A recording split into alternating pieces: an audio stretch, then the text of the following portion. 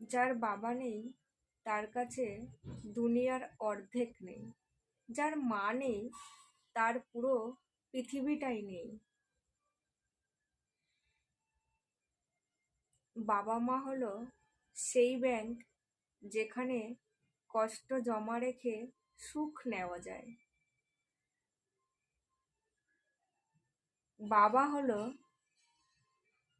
যে কাঁদিয়ে মানিয়ে নেয়, আর মা হলো যে কাঁদিয়ে নিজেই কেঁদে ফেলে। বাবা মাকে সবাই ভালোবাসুন।